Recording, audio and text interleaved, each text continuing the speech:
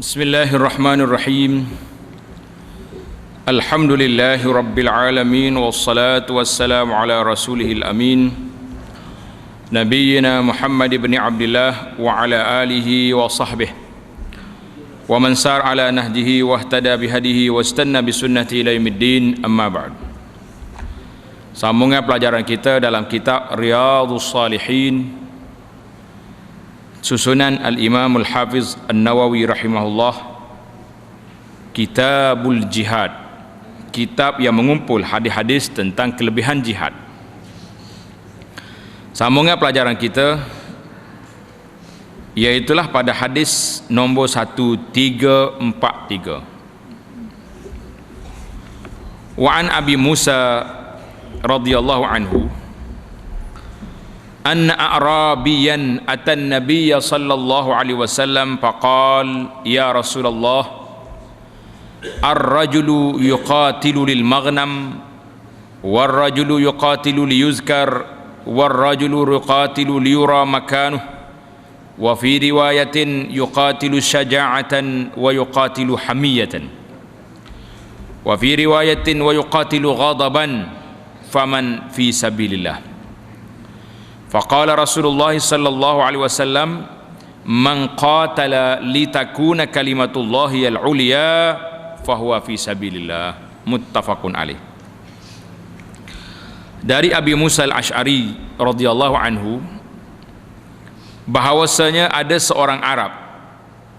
Orang Arabian ni mana orang Arab, orang kampung, orang Badui, pergi berjumpa Nabi sallallahu alaihi wasallam lalu berkata, wahai Rasulullah, ada seorang yang berperang dengan tujuan hendak merebut harta rampasan. Dia pergi perang kerana nak harta, nak projek lah zaman kita hari ni kak. Berjual kerana projek, tak kira lah projek ke apa pun. Boleh projek minyak ke, projek balok ke, projek apa benda. Ada seorang pergi berperang dengan tujuan hendak disebut-sebut namanya, nak cari kemasyhuran, dia panggil nak suruh jadi orang masyhur. Ada pula seorang yang berperang dengan tujuan untuk memperlihatkan betapa besar keberaniannya. Nak tengok dia hebat, gedebel orang ni. Dalam riwayat lain disebutkan ada seorang berperang untuk menunjukkan keberanian. Ada pula berperang untuk mempertahankan kebaikan nama keluarga, nak jaga kabilah dia. Ada juga dalam riwayat lain ada orang yang berperang kerana nak melepaskan kemarahannya. Dia nak marah pada orang ni, dia pergi perang lawan. Orang panggil lepas gerai. Soalan dia di sini, faman fi sabilillah, siapakah orang yang berperang fi sabilillah itu siapa? Orang yang betul-betul yang dinamakan mujahidin yang berperang fi sabilillah, siapa Rasulullah? Yang saya sebut ni masuk ke tak masuk? Apa Nabi jawab? Faqala Rasulullah sallallahu alaihi wasallam man qatala litakuna kalimatullahi hiyal ulya fahuwa fi sabilillah. Siapa yang berperang dengan tujuan supaya kalimah Allah, yakni agama Allah. Tanda apa sini? Kalimah Allah di sini bukan tulisan. Hari ini ramai orang berjuang kerana tulisan. Dia duk balah dengan orang Kristian nak tulis nama Allah ILLH. Balah. Sampai ke mahkamah pergi. Maksud kalimah Allah di sini orang yang nak menegakkan agama Allah, nak menegakkan syariat Allah, agama Islam ini. Dia berperang kerana ini, berjuang kerana ini, itu yang menjadi yang tertinggi. Maka orang yang sedemikian itulah yang disebutkan jihad fi sabilillah. Syarah keterangan hadis ini menunjukkan kepada kita, iaitulah bagi setiap pejuang Islam, pejuang yang memperjuang Islam, tak cukup dengan aku ni seorang pejuang Islam saja. Tak cukup dengan setakat bawa dera saja, tepek stiker saja. Naknya ikhlasun niyyati lillah, ikhlaskan niat perjuangan kita kerana Allah. Tak situ, bukan kerana lain. Semua soalan-soalan yang Nabi ditanya tadi, orang ni berperang kerana ni, Nabi tak istirah belaka. Yang diiktirahnya litakun kalimatullah hiyal ulya fa huwa fi sabilillah. Jadi beringatlah para pejuang Islam, Jangan pesongkan niat kita daripada jalan yang benar. Aku berjuang bukan kerana nak projek, bukan kerana nak apa-apa, berjuang kerana Allah Azza wa Jalla. Yang kita bimbang hari ini, sebahagian orang mungkin ada yang bermuka-muka berjuang. Dia tengok alik ni benar, masuk kau ni. Tengok alik ni benar, lopak kau tu pula. Kerja dia je nak suruh boleh benda. Hati-hati dengan orang macam ni. Inilah makhluk perusak. Dalam perjuangan Islam ada orang lagu ni, inilah yang merusakkan. Kepentingannya kepentingan dia, bukan kepentingan agama. Betulkan niat kita. Hadis ini menunjukkan supaya kita betulkan niat, bukan berjuang kerana asabiyah, kerana bangsa, bukan berjuang kerana kabilah, kerana apa-apa saja. Hadis yang seterusnya 1344, wa an Abdullah bin Amr bin al-As radhiyallahu anhuma qala qala Rasulullah sallallahu alaihi wasallam ma min ghaziyatin aw sariyatin taghzu fataghnamu wa taslam illa kanu qad ta'ajjalu sulusai ujurahum wa ma min ghaziyatin aw sariyatin tukhfiqu wa tusab illa tamma ujurahum.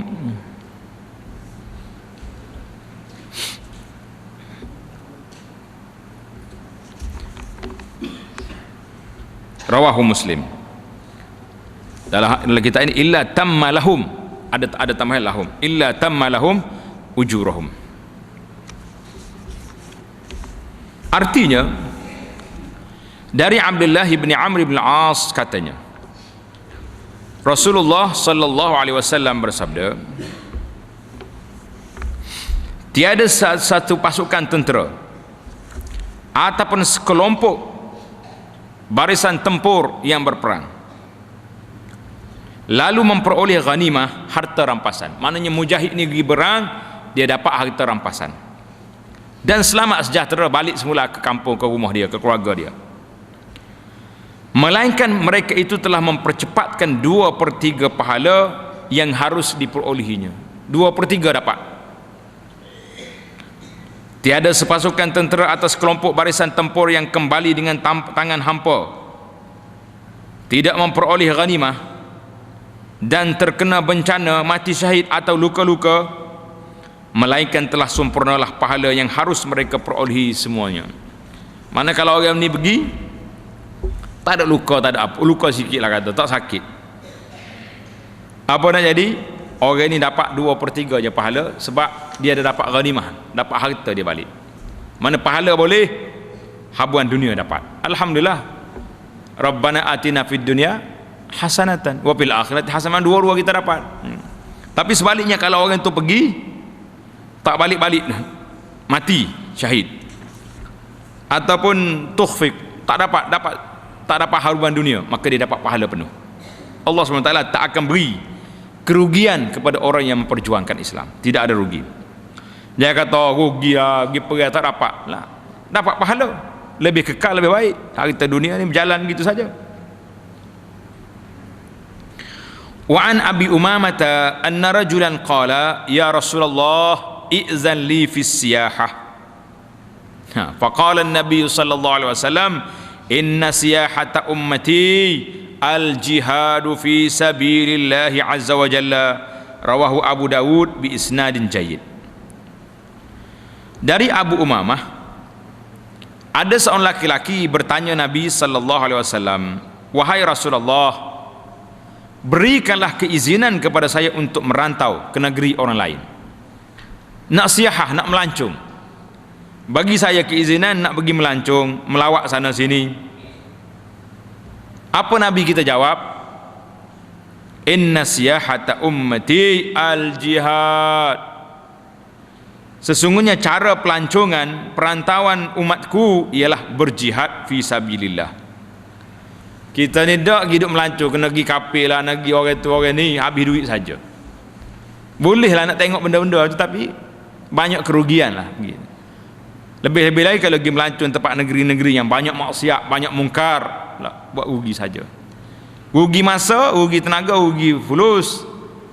Yang kita bimbang sekalinya, rugi iman. Bimbang sekali. Dah pergi tempat mungkar maksiat, tempat orang yang tak pakai baju, buat tarian-tarian Allahu Akbar, orang minum arak begitu bebas, cukup segala benda. Pergi buat apa tempat macam tu? Nak melancur umat aku ni jihad. Kalau tak ada jihad, kita pergi ke Mekah, pergi ke Madinah, pergi musafir, solat di Masjid Haram, ataupun pergi bantu orang-orang yang memerlukan bantuan. Tak salah, musafir tidak kata salah, tapi jangan pergi tempat maksiat. Allah Taala suruh fanzuru fil ardi, pergi tengok atas muka bumi ni apa benda. Ambil pengajaran, ambil iktibar, bagaimana orang-orang dulu, orang yang hebat, semua tu boleh, harus. Tidak kata tidak boleh. Hadis yang seterusnya, wa an Abdullah bin Amr bin As radhiyallahu anhuma anin Nabi sallallahu alaihi wasallam qal qaflatun ka ghazwatin rawahu Abu Daud bi isnadin jayyid. Al qaflatu ar-ruju' wal muradu ar-ruju' min al-ghazwi ba'da faraghihi wa ma'nahu annahu yusabu fi ruju'ihi ba'da faraghihi min al-ghazwi. Dari Abdullah bin Amr bin As radhiyallahu anhuma, dari Nabi sallallahu alaihi wasallam, Nabi bersabda, pulang dari peperangan itu pahalanya seperti dalam melakukan peperangan. Artinya orang yang pergi berperang tak rugi, pergi dapat pahala, balik dapat pahala. Sama juga dengan kita hari ni para jemaah, pergi ke masjid tak rugi, pergi tu dapat pahala, melakukan salat dapat pahala, menunggu salat yang kedua dapat pahala, duduk dalam majlis ilmu dapat pahala, berjalan balik dapat pahala. Jangan kata Allah rugi pergi masjid malam ni. Apa yang rugi? Orang duduk rumah tu rugi. Gapo dia boleh ada rumah tu, duduk habis tinggi, lepas orang lain duduk dengar kuliah, dengan ceramah lepas maghrib, menunggu salat isya lagi. Yang duduk rumah tu duduk tengok berita perdana, duduk tengok makcik-makcik pembaca berita. Apa yang kita dapat? Dapat dosa. Al-qaflah tu bermakna pulang. Maksudnya ialah pulang dari peperangan setelah selesai. Ia mengandungi pengertian bahawa pulang seorang dari peperangan sesudah perang itu selesai juga diberi pahala sebagaimana masih dalam peperangan sehingga dia sampai ke rumahnya. Jadi orang pergi balik dalam peperangan, dalam perjuangan ni, semuanya dapat pahala. Alhamdulillah. Hadis yang seterusnya, wa anis Sa'ib bin Yazid qala lamma qadima an-nabiy sallallahu alaihi wasallam min ghazwati Tabuk talaqqahu an-nas fatalaqqaituhu ma'as sibyan ala saniyatil wada'. Rawahu Abu Daud bi isnadin sahih bi hadzal lafz wa rawahu al-Bukhari qala dhahabna natalaqqa Rasulullah sallallahu alaihi wasallam ma'as sibyan ila saniyatil wada'. Seorang sahabat yang bernama As-Sa'ib ibn Yazid radhiyallahu anhu katanya, ketika Nabi sallallahu alaihi wasallam pulang dari peperangan Tabuk. Tabuk ni di antara peperangan yang jauh yang Nabi kita pergi ke Tabuk. Daripada Madinah ke Tabuk, jalan sekarang, jalan lebuh raya hari ni 700 km jarak. Bayangkan 700 km. Kalau zaman dulu pusing bukit sana sini mungkin jadi 800 lebih. Jauh jarak, peperangannya besar, masa susah, musim panas, banyak ujian dalam peperangan Tabuk ni. Anda dah cerita dah sebahagiannya dalam kuliah-kuliah kita yang lepas. Jadi lalu disambut oleh orang ramai. Orang pakat sambut Nabi sallallahu alaihi wasallam. Saya juga menyambut Rasulullah sallallahu alaihi wasallam itu bersama beberapa orang anak kecil di tempat yang bernama Saniyatul Wada'. Diriwayatkan oleh Imam Abu Daud dengan isnad yang sahih dengan lafaz ini. Riwayat Imam Bukhari pula, kita semua pergi untuk menyambut Rasulullah sallallahu alaihi wasallam bersama anak-anak kecil di Saniyatul Wada'. Ini adab bahawa bila orang ni pulang daripada peperangan, pulang daripada mana tempat, baik kita pergi menyambut, sambut kepulangan dia, kerana gembira dengan mereka selamat balik dan sebagainya. Cuma timbul isu, di manakah Saniyatul Wada'? Yang kita selalu dengar orang duduk syair, tala'al badru alaina min saniyatil wada'i wajaba syukru alaina ma da'a lillahi da'i. Mana saniyatul wada'? Jadi ahli sejarah Madinah mentahqiqkan isu ni, mengatakan syair ini yang sahihnya Nabi kita sallallahu alaihi wasallam disambut oleh orang Madinah ketika balik daripada peperangan Tabuk. Sebab apa? Sebab Saniyatul Wada' duduk di belakang masjid Nabi. Kalau orang yang pergi Madinah zaman sekarang, tahun 1434, kita mari daripada belakang masjid Nabi nak pergi ke Tariq Abu Bakar As-Siddiq, permulaan jalan Abu Bakar As-Siddiq, nak pergi ke Universiti Islam Madinah, nak pergi ke Masjid Quba. Di situ ada satu tempat komplek perniagaan bangunan dipanggil Mujamma' Dawudiyah. Mujamma' Dawudiyah ni ada bangunan yang baru tapi dibuat model lama. Belakang dia tu itu dia panggil Saniyatul Wada' sini. Jadi jalan ni jalan nak pergi ke arah belakang. Memang orang balik daripada Tabuk balik ikut ni. Pasal itulah ahli sejarah mengatakan cerita Tala'an Badru Alaina ni di sini, bukan waktu Nabi kita disambut, waktu Nabi kita mari daripada Madinah. Walau macam mana pun cerita Madinah ni masyhur, cerita yang kata balik daripada Tabuk ini tidak masyhur, kerana orang duduk menyanyi, duduk menasyid, iaitulah Nabi balik daripada masuk Madinah, mari daripada Mekah ketika hijrah. Wallahu a'lam. Ada juga yang mengatakan Saniyatul Wada' ni ada dua, satu di sini, satu lagi di tengah jalan nak pergi ke Masjid Quba. Jadi tak payah duduk kelahi banyaklah dalam masalah ni. Yang pentingnya Nabi kita selamat berhijrah, selamat balik daripada Tabuk, dan Nabi kita telah wafat. Yang besar daripada itu iaitulah tentang pengajaran daripada hijrah, pengajaran daripada peristiwa Tabuk, apa yang kita boleh belajar, fiqh sirahnya apa benda. Jadi dalam ini fiqh sirah dalam tajuk ini iaitulah para sahabat bergembira menyambut kepulangan Nabi sallallahu alaihi wasallam sehingga mereka pergi sambut di Saniyatul Wada'. Wa an Abi Umamah radhiyallahu anhu anin Nabi sallallahu alaihi wasallam qala man lam yaghzu aw yujahhiza ghaziyan aw yakhlufu ghaziyan fi ahlihi bi khairin asabahu Allahu bi qari'atin qabla yaumil qiyamah, rawahu Abu Dawud bi isnadin sahih. Dari Abi Umamah radhiyallahu anhu, seorang sahabat, dari Nabi sallallahu alaihi wasallam bersabda, man lam yaghzu. Dengar baik-baik ini para jemaah, ini yang kita bimbang hari ini. Man lam yaghzu, siapa yang tak pernah berperang. Kita pernah berperang ke tidak? Pernah dah berperang? Tak lagi. Allahu Akbar.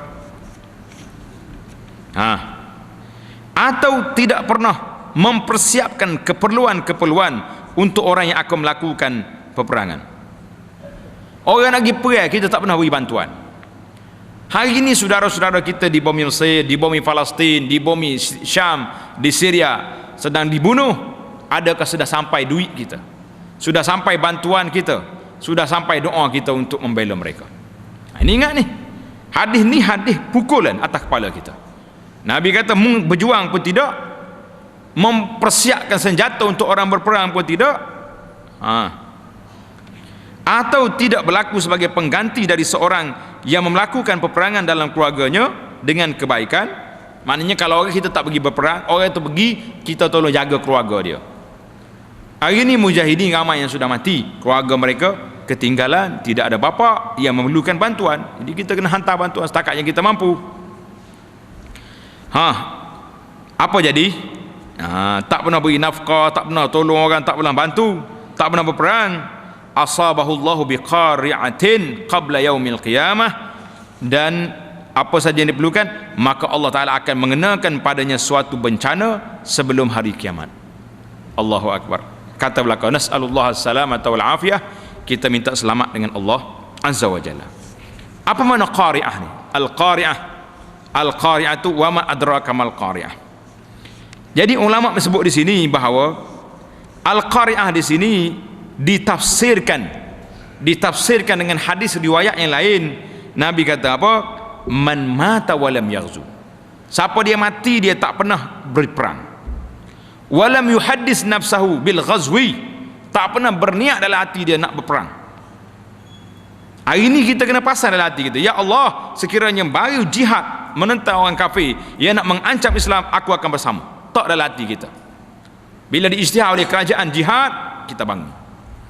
Tak berperang, tak pernah berniat untuk berjihad, tak pernah membantu mujahidin, mata ala syu'batin minan nifaq. Orang ni mati qari'ah yang disebut tadi, bala bencana tadi, iaitulah dia mati ada dalam jiwanya satu cabang daripada sifat munafikin. Wal iazubillah. Orang munafikin je orang tak nak berperang. Orang munafikin je orang yang takut mati.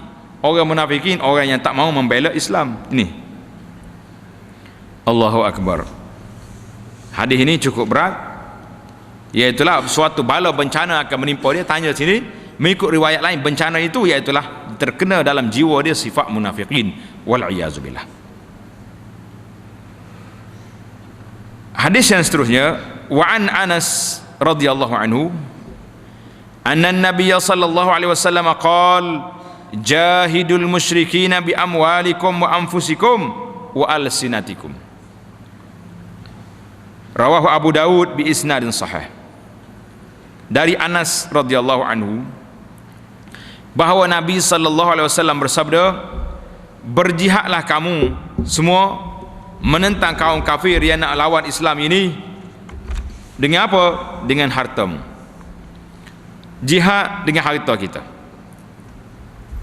Dan dirimu kena pergi dengan jiwa kita, dengan harta benda kita, dengan diri kita. Wa alsinatikum, dan dengan lidah kita. Artinya jihad ini lengkap. Nabi kita beri semua sekali kategori. Mu kaya, bagi harta. Kamu pandai bercakap, guna ceramah kita, pidato kita, motivasi kita, galakkan orang supaya berjihad, berhujah dengan orang-orang yang bukan Islam, berhujah dengan orang yang nak menjatuhkan Islam. Hujah, dia panggil hujah lawan hujah. Dia mari kata kita, kita lawan dia. Wa amwalikum wa alsinatikum, dengan lidah kita, kita kena lawan. Jadi semua benda ni kena ada belaka. Kadang-kadang berhujah dengan lidah lebih kuat daripada berhujah dengan pedang. Sebab pedang kan lagi mati, lawan dia mati dia, tapi pemikiran dia tak mati. Tengok, dia boleh mati tuan, tapi otak, pemikiran, ajaran yang dia tinggal tak mati. Tengok hari ni banyak ajaran sesat tak mati. Ajaran Arkam walaupun tua pengasas dia mati. Oh, pengikut dia duk main Sayyidi Abu Ya Rasulullah lagi. Ini cakap dasar. Sama juga dengan carilah ajaran sesat atas dunia ni, mati tuan dia, ajaran tak mati. Karena itulah hujah berlawan dengan hujah ni. Bila orang dengar, oh sesat rupanya dia ni. Tapi kalau dimatikan, lebih naik aset dia lagi, lebih tinggi ada lagi. Sekarang ni pula lain daripada lidah, satu lagi kena tulis. Tambah itu, kita syarah pada hadis ni, iaitulah dengan tangan kita, dengan penulisan. Kita lawan, tengok orang lawan dengan internet, lawan dengan internet. Hari ni para jemaah secara realiti cakap, kalau buka cari masalah dengan bahasa Arab dalam Syekh Google, dia panggil Syekh Google hak pandai nyari benda dalam internet.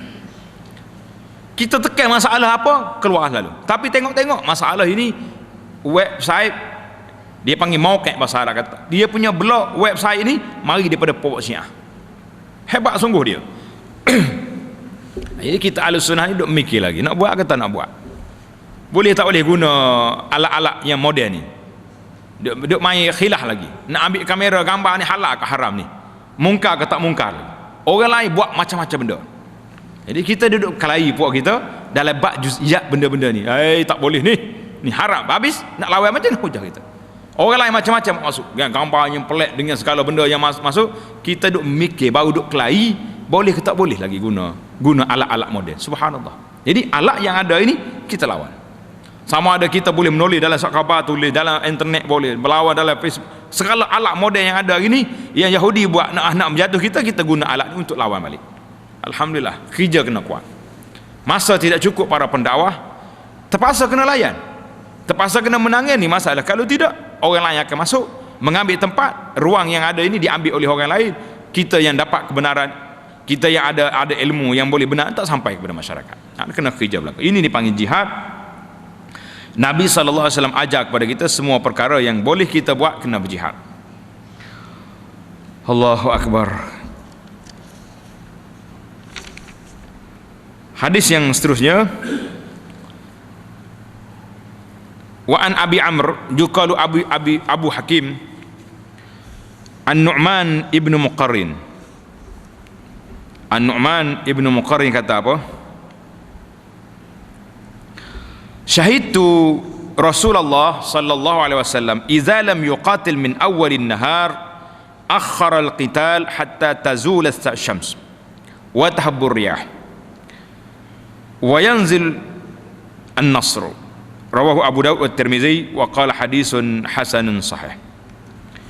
Dari Abu Amr, ada yang mengatakan Abu Hakim, yaitu An-Nu'man ibnu Muqarrin, katanya, saya menyaksikan bahawa Rasulullah sallallahu alaihi wasallam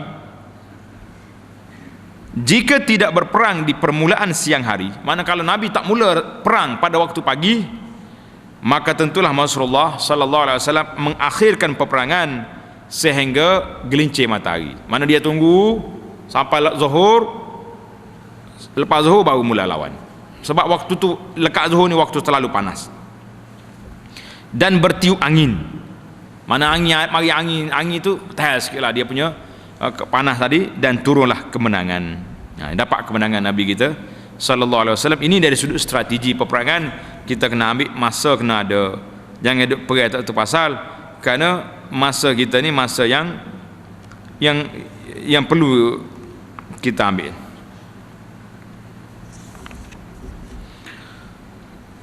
Wa an Abi Hurairah qala qala sallallahu alaihi wasallam la tatamannau liqa' al-adu was'alullaha al-afiyah fa idza laqitumuhum fasbiru. Muttafaqun alaih. Dari Abu Hurairah radhiyallahu anhu katanya, Rasulullah sallallahu alaihi wasallam bersabda, janganlah engkau mengharapkan bertemu musuh. Jangan duk harap nak jumpa dengan musuh. Ni kita ni cari musuh, nak bermusuh dengan orang lah. Jangan banyakkan musuh. Tetapi was'alullaha al-afiyah. Ni terjemah yang dia tak ada situ, tulis tambah. Jangan engkau semua mengharapkan bertemu dengan musuh. Was'alullaha al-afiyah, mintalah dengan Allah Ta'ala al-afiyah, minta kesejahteraan, kita minta. Tapi fa iza laqitumuhum fasbiru, apabila kamu berdepan dengan musuh, fasbiru, sabar, jangan lari. Muttafaqun alaih. Jadi nak minta musuh jangan. Kalau jumpa musuh, larinya tidak. Jangan duk main. Sebab kalau jumpa dengan musuh, dua ya kita ni. Tidak kita, dia mati. Kalau tidak kita menang, dia kalah. Jadi Nabi kata larang daripada kita duduk cita-cita nak jumpa musuh, duduk cari penyakit kata orang. Hari ini musuh kitanya orang-orang yang menentang kebenaran. Mana duduk cabar ni tak payah cabar. Tapi kalau mari kita lawan dengan ilmu yang ada pada kita. Wa an Abi Hurairah wa an Jabir radhiyallahu anhu anna an-nabiy sallallahu alaihi wasallam qala al-harbu khud'atun. Al-harbu khud'ah. Apa makna al-harbu khud'atun? Muttafaqun alaih, iaitulah perang itu tipu daya, tipu perang. Yakni, ini huraian dia, dalam peperangan wajiblah menggunakan tipu daya, tipu helah untuk memperolehi kemenangan. Hadis ini muttafaqun alaih. Tapi kita kena ingatlah, jangan orang baca hadis ni salah guna.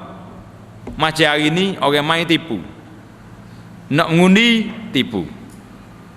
Contohnya buat mati lampu contoh, lepas tu tukar tu tipu, bila istihad menang lah. tipu lagu ni boleh neraka jawab dia ni. Sebab orang yang menang dengan penipuan, orang yang menang dengan penipuan begini, bermakna dia dapat harta yang dia boleh tu daripada hasil daripada tipu. Tak boleh. Apa dia maksud hadis ini? Al-harbu khud'ah, maksud tipu di sini iaitulah kita kena guna helah dengan orang kafir. Kena guna benda-benda yang boleh menakutkan dia. Tapi kalau sama-sama orang Islam pergi tipu, macam penipuan dalam pilihan raya, jangan ada baca hadis ni, kena laknat 2 kali. Nipu dah sekali, baca hadis tak betul pula 2 kali. Ada ni setengah pendakwah ni nak bela orang menipu. Dia kata tak apa, dalam hadis Nabi pun ada, ikut sunnah korok, kata sunnah. Alah, bukan sunnah lagu tu, nipu jawab dia lagu tu. Jangan cuba nak bela kat orang-orang menipu. Kita orang belajar, kita orang ada ilmu, patutnya beri nasihat, teguran. Menipu ni dosa. Kalau kita menang dengan penipuan, mana harta yang kita ambil sepanjang hidup, sepanjang kita berkhidmat dengan tipu, itu dosa, harta yang tidak halal. Jadi yang maksud ditipu di sini iaitu Nabi kita nak kita guna hilah yang boleh memenangkan Islam. Contohnya dalam peperangan Ahzab. Dalam peperangan Ahzab, bila nak lawan tak pada, dia mari 10,000, tentera Madinah ada 3,000. Maknanya 3 lawan 10. Kuat tu. Tentera dia kuat. Jadi salah seorang daripadanya, Nu'aim bin Mas'ud radhiyallahu anhu, dia guna tipu. Orang tak tahu dia masuk Islam. Dia pergi jumpa dengan Quraisy. Dia kata, Quraisy, mu ni buat perjanjian dengan Yahudi di Madinah tu. Yahudi tak percaya dah kamu tu, tak percaya dah. Sebab dia kata dia macam nanti lepas ni dia akan minta dengan mu macam-macam, minta tebusan lah, minta apa, takut kamu lagi. Lepas dia pergi jumpa Yahudi pula. Dia kata, Yahudi membuat perjanjian dengan Quraisy lawan Muhammad. Quraisy nak lari balik dah tu. Habis macam mana tak mahu dia bagi lari balik, meminta supaya dia hantar mari pemuda-pemuda dia simpan dekat kamu. Kalau lari balik pancung pun. Tengok pelaga. Jadi Yahudi bila dengar macam ni, Quraisy bila dengar macam ni, masing-masing curiga mencurigai. Ya sungguh ni, ini panggil perang saraf. Maka pergi. Akhir sekali pecah kuat dia. Sama juga bila Nabi nak masuk Mekah pada tahun 8 Hijrah, waktu nak Fathu Makkah, Nabi kata setiap orang tentera pasal 10 lapu, 10 pelita. Mana seorang yang dia pegang 10. Kalau orang tengok daripada jauh, Allah, ramainya tentera Islam. Ini orangnya ada, kalau ada 100, pasal 10 lapu jadi berapa? 1000. Ini dia makhudah. Ini apa ni? Kita belajar dalam fiqh sirah, bukan makna khud'ah di sini kita tipu seperti yang dibuat oleh permainan yang orang kata permainan yang dibuat oleh sebahagian daripada undang-undang yang dipakai sekarang. Tamatlah kita perbincangan babu bayani jama'atin minas syuhada fi thawabil akhirah. Ini bab pada menyatakan jenis-jenis golongan syahid. Ada orang mati syahid, dia panggil syahid akhirat. Ada orang mati syahid, dia panggil syahid dunia saja. Jadi apa kategori ini? InsyaAllah kita akan bincang di dalam perbincangan kita yang akan datang. Bincang akan datang, kita akan bincang tentang kategori syahid.